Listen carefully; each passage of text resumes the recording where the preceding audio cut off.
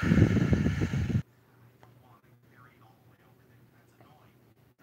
guys, what's up? It's Nicole. Welcome back to Real Talk Recovery, where we talk about recovery from addiction and how lame I am feeling today. I have no motivation today. Hey, Classy, what's up, girlfriend? Okay, I'm punking out today, y'all. I'm doing the easy thing. I'm telling a story. Y'all know it's easy for me to do stories, so I thought I would tell you guys a story time while I'm trying to get some more ideas of things to do that are, good. So, I hope everybody had a good day today. It's Wednesday. We're almost through the week. Yeah. We're almost over with this damn week. Okay. It just got done raining here, so just like pouring down rain. Okay, you guys, so I don't know if you guys are subscribed to my friend Leonard. He has a channel called Her Opiate Fix. If you guys aren't subscribed to his channel, then you need to subscribe. But listen to this. So he just uploaded a video about he was at Target, right? And there was a lady in there. He went down the aisle. Him and his wife were shopping.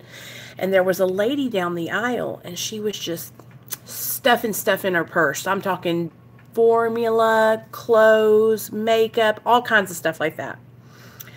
And when he was telling the story, I thought, oh shit, she's stealing in Target. Target's like really usually not a very good place to steal from because they have a lot of risk management officers all through the store, like secret shoppers and stuff like that.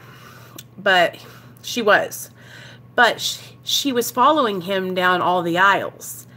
What she was doing was she was following him because when he walked out the door, she walked out too. So the little thing goes, and instead of stopping her, they stopped him. And of course, he wasn't stealing anything. So he was like, y'all need to back up off me. Because if you try to say I'm stealing something when I'm not, I'm going to sue y'all's asses. And I was like, yeah. But when he was telling that story, hey, Layla, when he was telling that story, it made me think of all the times I have gotten in trouble for going into stores and stealing. And so what I thought I would do was I would share with you guys a couple of story times of times I've gotten busted, okay? So we're going to take it way back, y'all, way back to 1993. No, I'm just playing. We're going to take it way back. This is probably about 2005. Okay. I was hanging out with LD and the Terry twins. Them two twins. Y'all know who I'm talking about. The ones who stole my money that one time. We were all partying, and Dennis had gotten in trouble Dennis was one of their boyfriends, had gotten in trouble in this other part of Arkansas. So we drove, which was like an hour away. I swear you guys, it was a long way away. We drove to this other part of Arkansas to the jail to get Dennis out of jail. And so we bailed him out. And then, of course, y'all know who was driving. It was me. Oh, cool, Layla. I was driving because, well, nobody else had a damn vehicle, and I was the only one that had a job, I always hung out with people, you guys, who used the fuck out of me. I had a job, I had a car, I had money, and they all were just, fucking, they were mooching off me. But I didn't see that, because I was just, always high, I thought they were my friends. So, we drove to go get Dennis, and then we were driving back, or I was driving back, and I was driving back, and we got back into Hot Springs, and I dropped all them off at Dennis's house, right? Which was right down the street from the Walmart. And I don't know what happened, but this bright idea went off in my head. I think it was because I had taken a couple Xanaxes. It's always Xanax fault, y'all. It's always Xanax. Well, I'd taken a couple Xanaxes, and I dropped them off at Dennis's house, and I was like, I'm going to go to Walmart. I'm going to go to Walmart and look at the makeup. I'm going to get some shoes. Y'all, I was wearing a brand new pair of black Nike Shox. Y'all know what I'm talking about, the Shox, okay? So I walked into Walmart, and I went down the makeup aisle and got me some makeup, and then I went to the shoe department. I took off my black Nike Shox, put them in the box, and I put on some dollar flip-flops and decided, you know what? I'm going to walk out the door. I'm going to leave my Nike Shox behind, Xanax and meth. Yep. And I'm going to walk out the front door. I don't even think I got to the parking lot. The minute I walked out the door, these two people came out from those side rooms, and they grabbed me, and they were like, come back in. Come back here with us, ma'am. Come back here. And I had never been caught. This was my first time to ever get caught, you guys. And I was like, oh my God, I'm going to prison for the rest of my life. I had never been to jail yet. I was still like really brand new to getting in trouble, you know? And so I was like, oh my God, oh my God. And they were like, ma'am, why did you leave your Nikes in this box? Like, why would you do that? Why would you come in? And I was just like, I'm high on Xanax, y'all. Like, what do you mean, why? Because the Xanax told me to. The Xanax told me to steal. It was so embarrassing, you guys. Listen, this is what they did. They gave me back my shoes, and they wrote me a ticket, and they told me to get my ass out of there. So I ran to my car and drove off, right? And that was the first time I got in trouble for shoplifting. And I was like, I'm never doing that again, because it was scary and it was embarrassing, right? But I'm telling you guys, like, it was, Layla, I'm so serious, like, literally a pair of black Nike Shox. So that was the first time. Okay, no big deal. Like, I got out of it. Like, I paid my little fine or whatever. It was a fine. And I went on about my business, right? Well, then, okay, let me think. Okay, so about 3 or 4 years later, I got in trouble with the law, and I paroled out here to where I'm living now in Little Rock. And I had started to do like this thing, you guys, where I had figured out a lick. I had hit a lick, okay?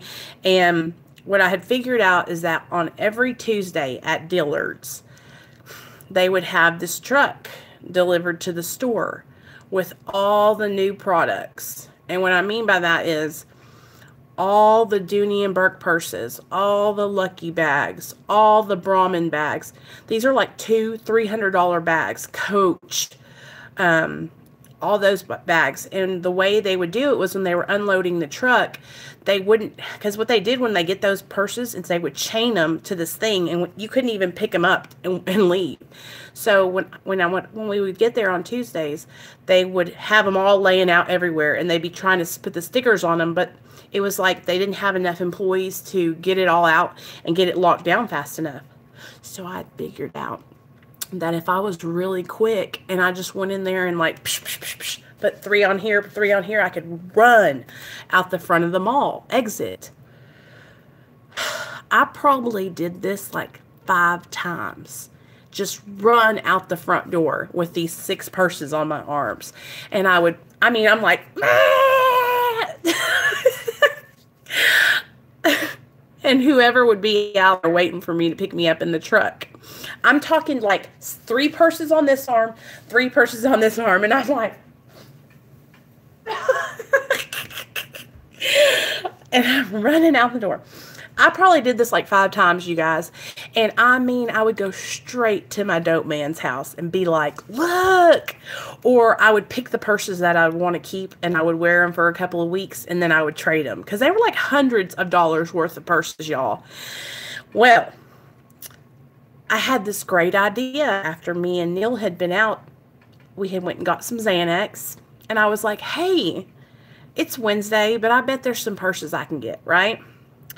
So me and Neil, we drove up there, and I said, listen, do not come inside no matter what. If I'm not out in 30 minutes, just leave. Don't come after me. Well, I went in and I loaded up 3 purses on this arm and 3 purses on this arm. And I guess I was just real high on Xanax because I couldn't run very fast this time. I was like in slow motion. And I started to go and I went and I hit the door and the door wouldn't open. I hit the door and the door was locked. I turned around and this guy was standing right behind me and he was like, "Ma'am, I need you to come with me." And he put me in the handcuffs and took me to this back room. And I was like, holy shit. Now I'm really in trouble, you know? And I was like, am I going to go to a jail? Like, am I going to jail? He's like, well, what I want to know is, where's your friend at? Where's the person that you're with? Because I know you got somebody with you. And I was like, I swear I don't. It's just me. I swear this is the first time I've ever done this. I've never done that before. Blah, blah, blah, blah, blah. And, he was like, yeah, well, I'm going to call I guess what they had to do was call this other police officer. And if the police officer was available, he was going to come pick me up and I was going to go to jail.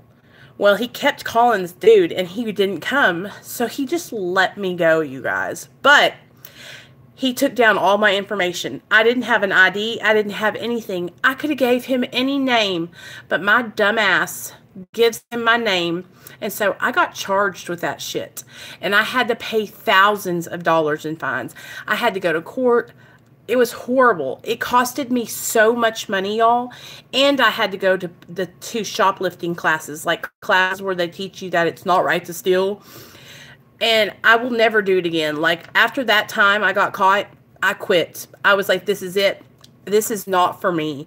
Because I had already been to prison before that. I didn't want to go back to jail for fucking stealing purses, you know. But what had happened is I got to this point where, like, I wasn't making money. I didn't have a job. And I had no way to get drugs unless I hustled. And so I had, you know, gotten to this point. Oh, yeah. Shauna, I paid for those purses probably times 3. Like, it was bad. There's a link to the Discord if any of you guys want to come in there. We're like so lame though, Bama. We're everybody's like, oh, I want to do this, I want to do that. But then I go in there, I'm like, hey guys, and nobody answers. Nobody says anything. And I'm like, today in the Hangouts, it was me, Bama, Shauna, Michelle, Jamie, and we were all just talking up a storm. You know what I'm thinking, girls? I'm thinking that, you know, that if we just call each other on Saturdays, whoever answers the phone on Hangouts, we can all talk like we do. And I think that would work out really good every Saturday. But, like, I can come on here every day at 6, you guys, but I can't dedicate myself to calling. I can't do that every single day. You know what I'm saying? Like, I feel like I'm already doing this so much. I already do these videos, and then it's like getting everybody on the same. I guess what I'm trying to say is, like, if y'all want to have a meeting, just call it, and whoever answers, do it. You know what I mean? Like, we did that one day with you, me, and George. And then the other day I called and George answered, and I just had a meeting with George. We talked about life, and it was good. It's like, nobody has to do it for you. You know what I'm saying? We can do it on our own. Bama, you can do it, girl. You know how to do it. Jade, it's just like a little place where we text each other and stuff, and we can talk to each other on the phone if we want. Surgery for what, Shauna? But, so, shoplifting, you guys, is not, it's like benzodiazepines, I swear to God, they make you want to steal stuff. I swear. It's the strangest thing, you know? They, like, make you want to take stuff. That's not true. That's the only way I can explain it, is that they make me, like, they make my balls, like, real big. They make me, like, not give a fuck. You want to go outside? It started raining here really, really bad. There you go. Go pee-pee.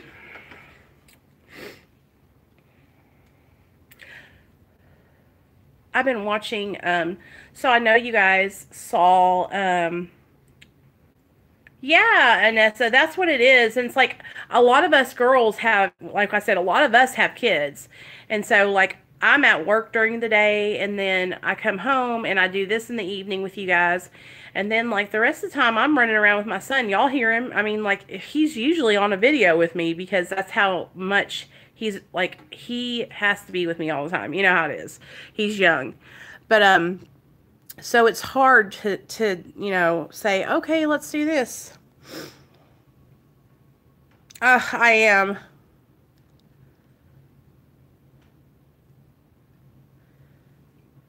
Yeah, they totally do. Okay, so anyway, what was I going to tell you guys next?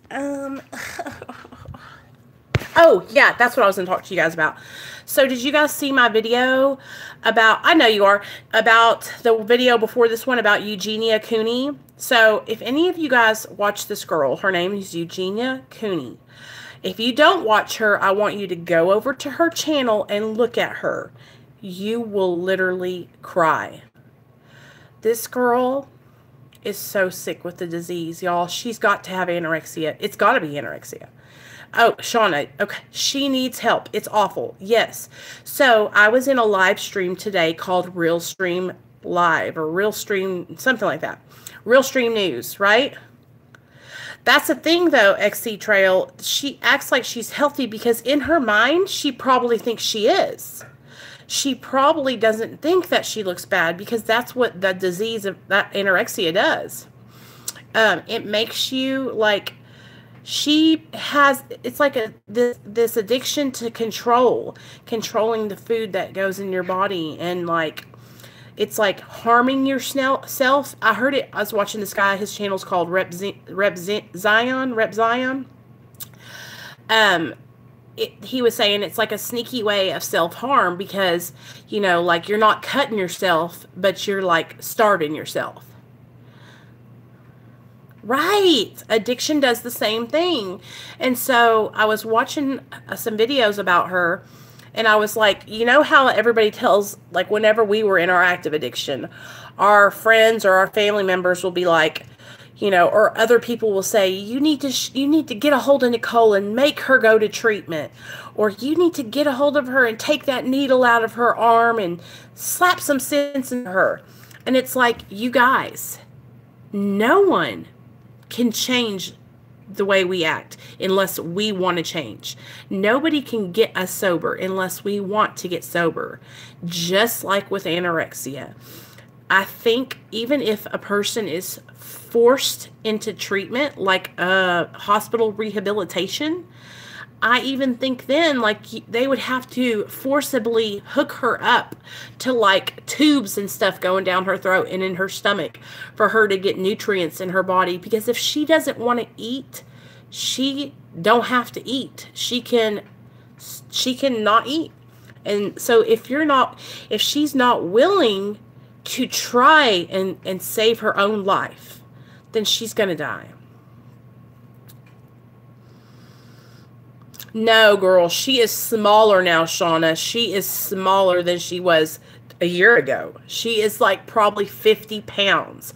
Maybe less than that. Maybe 40. It's out of control. Like, I can't even, it's crazy. I guess for me, like, I know that it's a disease, and I know that it's like an obsession of the mind. That it's just like addiction, you guys. It's an obsession of the mind. The obsession of controlling your food. The obsession of wanting to look a certain way and not seeing. Because when she looks in the mirror, she probably doesn't see that skinny person. She might see somebody who's bigger. Whole month. Wow, Vegas Barbie. That is so... I've never had anorexia. I mean, like, I've always had... I guess I just have the opposite. Like, I have problems with eating too much. And so... But I think with anorexia is what it's like this... It's like in your mind where you look at yourself and you see somebody that's like... Maybe she sees somebody that's like 200 pounds. Right, Jade. That's what I think. And I think it's kind of like... It's kind of like the same with us. Like, we aren't going to change in our addiction unless we want to change. Or unless something happens. And this is what I think happens to a lot of addicts. Something happens that snaps us out of it. Something happens that's like really, really bad, and it makes us have a moment of clarity where we're like, wait a second, I'm killing myself. Or wait a second, I'm going to lose my kids. Or wait a second, my family is going to disown me and never come back, you know, or I just lost my job, or I'm homeless now. Like, hey everybody, hope everyone's doing well today. Hey Nick, you know, I feel like what happens is like these snap moments of clarity come in when we are sick with the disease of addiction. And maybe I don't know if it's that way for someone who has an eating disorder, but I could imagine that maybe it's the same way, where maybe something will happen, like, and she'll just for 1 second have this like moment of clarity where she's like, wow, all these people are worried about me. All these people think I'm going to die. Maybe I do need help, you know? It breaks my heart though, because you can tell that her mom is like enabling her. Like my mom, if I looked like that, she would take my damn camera from me and she would have me committed, you guys. She would have me committed.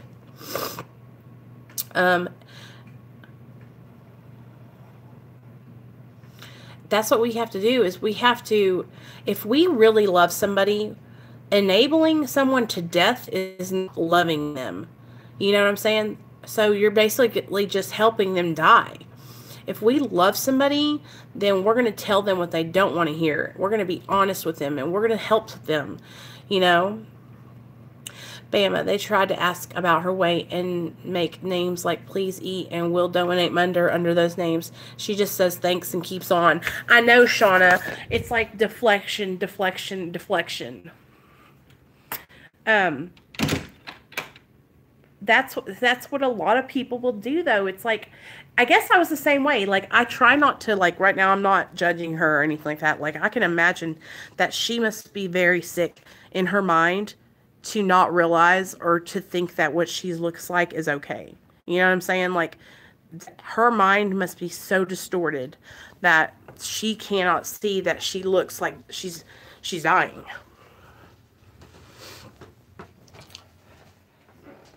I was the same way whenever I lost when Nate got taken away from me.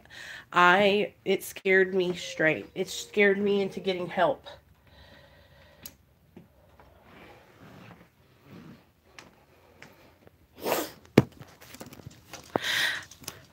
Hey, Tabitha. Oh, my God. Where you been, girl? Where have you been? We've been worried about you.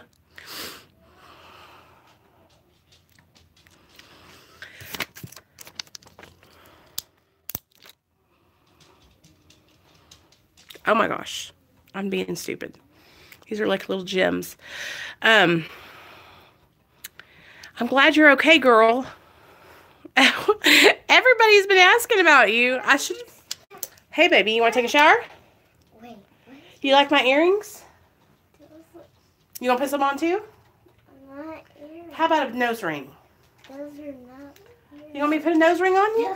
Hold on, let me put my nose ring on. Those are not earrings. I know, right, Shawnee? You think they would call CPS?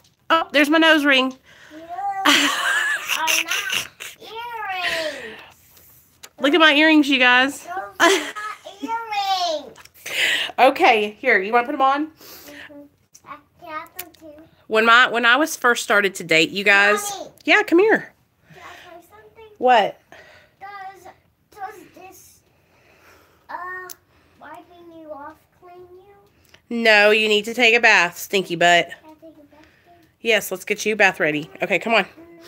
When I was first started dating, you guys, my dad, when I would have a guy over, he would come out of the back bedroom and he would have this fake earring on, right? Especially if the guy that was coming over had an earring. And he would make fun of them so bad. It was so funny.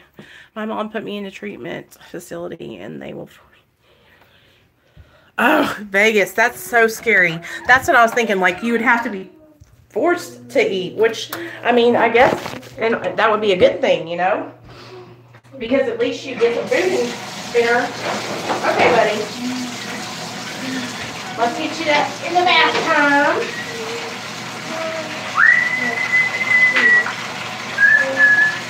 Hi guys. Talking to everybody? I'm putting my shirt up. Let's go over here on the side so they can't see it. Thank you. Hi guys. Hi guys. Say hi, guys. Show them your shirt that you got for Spew.